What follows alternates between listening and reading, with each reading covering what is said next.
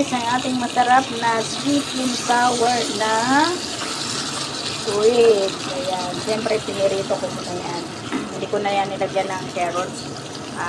Bell pepper na lang na tricolor. So, ayan. Luto na siya. Ang yummy. Ayan, guys. So, natin magaluin masyado yung bell pepper para masarap at malutong sa ini.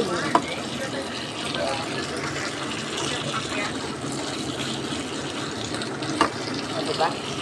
Yummy, yummy.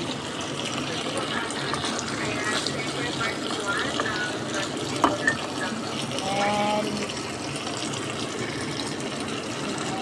siyempre bago ko yung pinirito guys, marinate mo na yung ating ribs. Tapos pinirito natin, ilagyan natin ng powder para hindi masunog yung loob. Ayan, kaya na siya ngayon guys, ang sweet and sour ribs. Thank you guys for watching. Bye bye.